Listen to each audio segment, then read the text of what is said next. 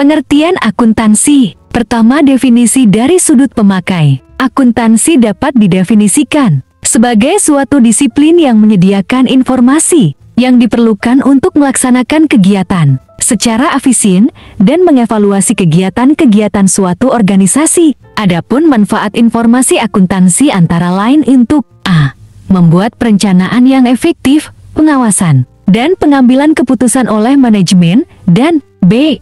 Pertanggungjawaban organisasi kepada para investor, kreditur, pemerintah, dan sebagainya. Kedua, definisi dari sudut proses kegiatan. Ditinjau dari sudut kegiatannya, akuntansi dapat didefinisikan sebagai suatu proses pencatatan, penggolongan, peringkasan, pelaporan, dan penganalisaan data keuangan suatu organisasi. Menurut American Accounting Association, lembaga yang paling bertanggung jawab atas pengembangan akuntansi di Amerika Serikat, accounting is the process of identifying, measuring, and communicating economic information to permit information, judgment, and decision by users of the information. Akuntansi adalah suatu proses pengidentifikasian, pengukuran dan pelaporan informasi ekonomi yang memungkinkan adanya penilaian dan pengambilan keputusan yang jelas dan tegas oleh mereka yang menggunakan informasi keuangan tersebut. Menurut American Institute of Certified Public Accountants (ICPA), accounting is the art of recording, classifying, and summarizing in a significant manner, and the terms of money, transaction, and the events which are in parallels, financial character, and the interpreting the results thereof. Akuntansi sebagai suatu seni pencatatan, pengklasifikasian, dan pengiktisaran dengan cara tertentu yang dinyatakan dalam uang, transaksi, dan peristiwa, paling tidak mengenai karakter, keuangan, dan penafsiran hasilnya. Atau akuntansi sebagai aktivitas jasa yang berfungsi untuk menghasilkan informasi yang bersifat angka, terutama tentang finansial, dari suatu unit entitas ekonomi, yang dimaksudkan untuk dapat berguna sebelum pengambilan keputusan ekonomi dalam menentukan pilihan yang dianggap memiliki dasar yang kuat dibandingkan jika mengambil pilihan yang lain. Menurut Wegand, Kimball, dan Kieso, accounting is an information system that identifies, records, and communicates the economic events of an organization to interested users. Akuntansi adalah sebuah sistem informasi yang meliputi identifikasi, pencatatan, dan pengkomunikasian transaksi ekonomi dari sebuah organisasi yang berguna untuk pemakai. Dari pengertian akuntansi di atas dapat disimpulkan bahwa akuntansi adalah sebagai suatu proses pencatatan, penggolongan atau pengklasifikasian, peringkasan, pelaporan, dan penganalisaan dari transaksi keuangan suatu organisasi untuk pengambilan keputusan bagi para pemakai informasi keuangan tersebut.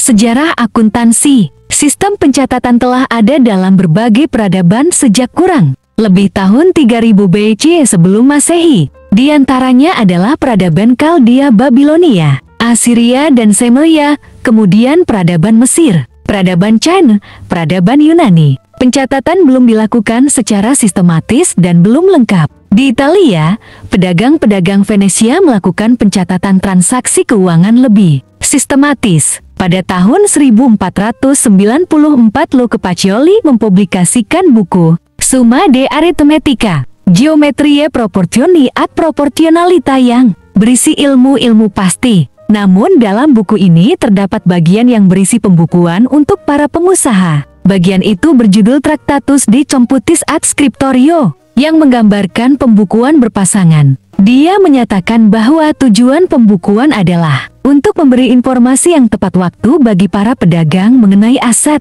dan kewajibannya. Debit dan kredit digunakan untuk melakukan pencatatan secara berpasangan. 3 buku yang digunakan yaitu memorandum, jurnal, dan buku besar. Luca Pacioli dikenal sebagai bapak akuntansi dunia. Sejak tahun 1642 pembukuan di Indonesia sudah menerapkan akuntansi. Akuntansi mulai digunakan setelah adanya undang-undang tanam paksa.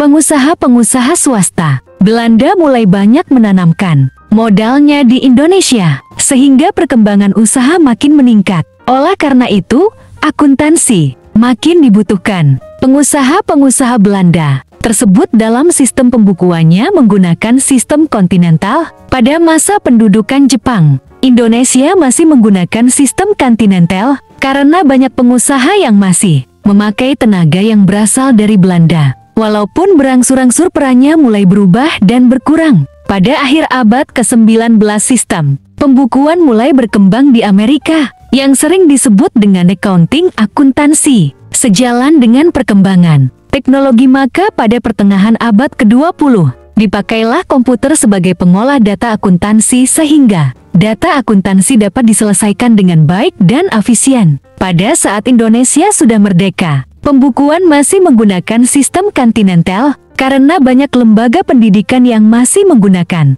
tenaga pengajar dari Belanda. Setelah tahun 1960 Indonesia mulai menggunakan sistem Amerika, yaitu Anglo-Saxon, karena dipandang lebih efisien dan lebih praktis. Sedangkan perkembangan akuntansi di Indonesia dapat digambarkan sebagai berikut.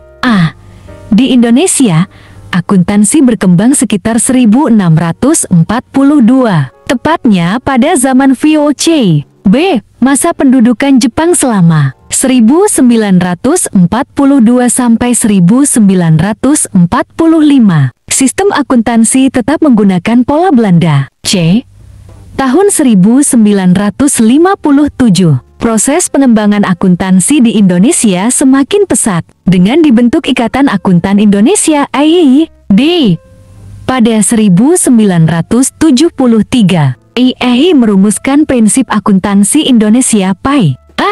Tanggal 1 Oktober tahun 1994, IAI merevisi PAI dan mengubah menjadi set standar akuntansi keuangan. F.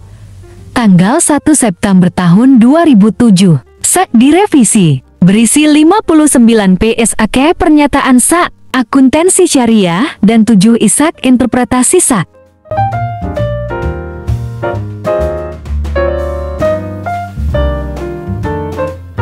Pemakai informasi akuntansi. Pemakai informasi akuntansi terdiri dari 1. Pihak intern yaitu pimpinan perusahaan atau manajer. 2. Pihak ekstern perusahaan terdiri dari A. Investor atau calon investor atau investors. B. Karyawan atau employees. C. Pemberi pinjaman atau lenders. D. Pemasok atau kreditur usaha lainnya, suppliers and other trade creditors. E. Pelanggan atau customers. F. Pemerintah atau governments. G. Masyarakat, public.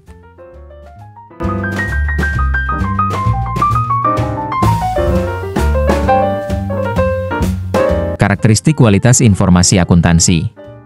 Karakteristik kualitas informasi akuntansi, diantaranya 1. Dapat dipahami, under tanda BT. Artinya, laporan keuangan dapat dengan mudah untuk segera dipahami oleh pemakai. 2. Relevan, relevance. Artinya, laporan keuangan harus sesuai dengan tujuan operasi perusahaan dan memenuhi kebutuhan pemakai dalam proses pengambilan keputusan. 3. Materialitas, materiality. Artinya, suatu laporan atau fakta dipandang material kalau kelalaian untuk mencantumkan atau kesalahan dalam mencatat informasi dapat mempengaruhi keputusan ekonomi pemakai. Dengan analisa keadaan lain sebagai bahan pertimbangan pelengkap. 4. Keandalan, reliability. Artinya, informasi laporan keuangan harus bebas dari pengertian yang menyesatkan, kesalahan material, dan dapat diandalkan pemakainya sebagai penyajian yang tulus dan jujur. Faithful representation. 5. Penyajian jujur, faithful representation. Artinya, informasi akuntansi harus menggambarkan dengan jujur transaksi serta peristiwa lainnya yang seharusnya disajikan atau yang secara wajar dapat diharapkan untuk disajikan. 6. Substansi mengungguli bentuk, substansi over form. Artinya, jika informasi dimaksudkan untuk menyajikan dengan jujur, maka transaksi perlu dicatat dan disajikan sesuai dengan substansi dan realitas ekonomi, dan bukan hanya bentuk hukumnya. 7. Netralitas, neutrality, artinya informasi akuntansi harus diarahkan pada kebutuhan umum pemakai, dan tidak bergantung pada kebutuhan dan keinginan pihak tertentu. 8. Pertimbangan sehat, prudence. Artinya, informasi yang disajikan mengandung unsur kehati-hatian pada saat melakukan perkiraan dalam kondisi ketidakpastian. 9. Kelengkapan, completeness, artinya informasi dalam laporan keuangan harus lengkap dalam batasan materialitas dan biaya. 10. Dapat dibandingkan, comparability. Artinya, informasi akuntansi harus dapat dibandingkan dengan laporan periode sebelumnya, dan dapat dibandingkan dengan perusahaan lain yang sejenis.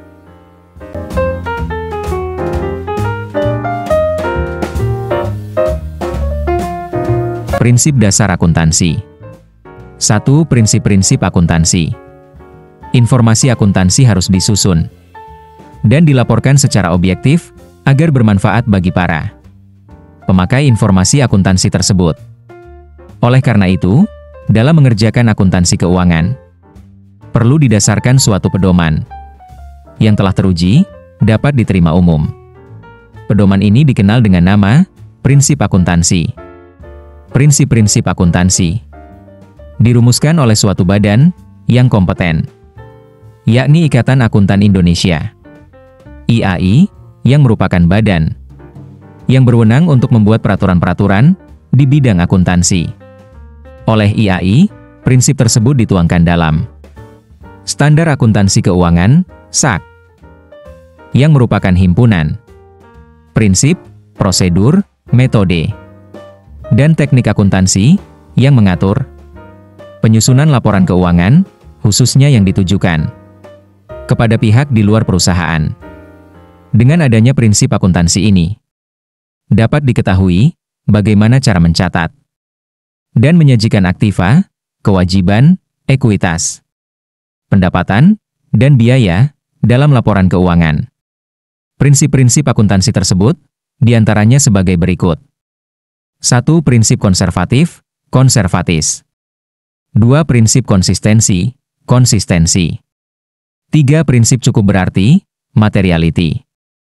4. Prinsip lengkap, completeness. 5. Prinsip dapat dimengerti, understandability. 6. Prinsip objektif, objectivity.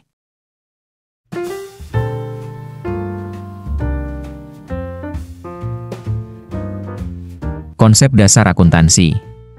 Penyelenggaraan pembukuan di Indonesia merupakan kewajiban bagi suatu perusahaan harus berpedoman pada suatu dasar hukum atau kerangka dasar yang disebut Standar Akuntansi Keuangan, SAK. Kerangka dasar ini merumuskan konsep yang mendasari penyusunan dan penyajian laporan keuangan bagi para pemakai eksternal. Kerangka dasar SAK yang mendasari laporan keuangan antara lain membahas tentang 1. Tujuan laporan keuangan.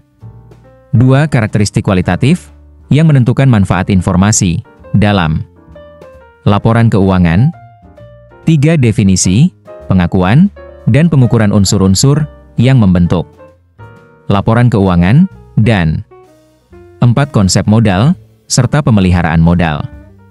Adapun tujuan penyusunan kerangka dasar adalah dapat digunakan sebagai acuan bagi pihak-pihak berikut ini. 1. Komite Penyusun Standar Akuntansi Keuangan dalam pelaksanaan tugasnya. 2. Penyusun laporan keuangan untuk menanggulangi masalah akuntansi yang belum diatur dalam Standar Akuntansi Keuangan.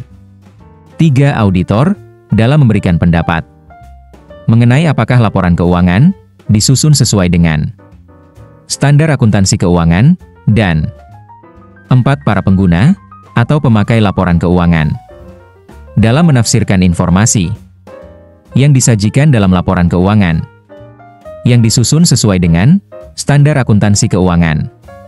SAK juga merupakan pedoman dalam menyusun dan menyajikan laporan keuangan suatu perusahaan, dan unit-unit ekonomi lainnya. Secara umum, konsep dasar akuntansi yang digunakan sebagai acuan dalam menyusun laporan keuangan yang ditujukan bagi para pemakai informasi akuntansi. Di antaranya sebagai berikut. 1. Konsep kesatuan usaha, business entity. 2. Konsep pengukuran uang, atau uang sebagai alat ukur, money, measurement concept. 3. Konsep kelangsungan usaha, going concern. 4. Konsep dua aspek akuntansi, berpasangan. 5. Konsep harga perolehan, cost. 6. Konsep periode akuntansi. 7. Konsep pembandingan pengeluaran beban dengan penghasilan, matching. Konsep 8. Konsep upaya dan hasil, effort and accomplishment.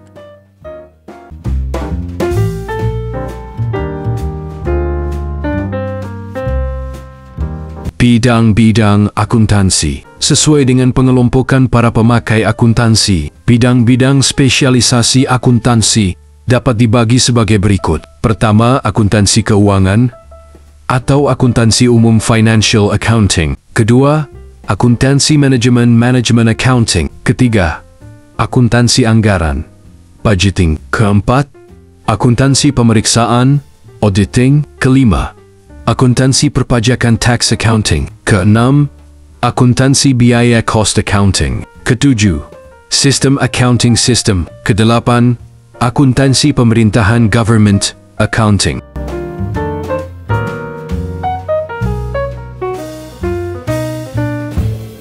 Profesi akuntansi, jabatan-jabatan dalam lapangan akuntansi, atau profesi akuntansi dapat dikelompokkan dalam berbagai bidang, berdasarkan lingkup kegiatan dan bidang garapannya. Profesi akuntansi adalah sebagai berikut. Pertama, akuntan publik. Kedua, akuntan pemerintah. Ketiga, akuntan pendidik. Keempat, akuntan intern atau akuntan perusahaan.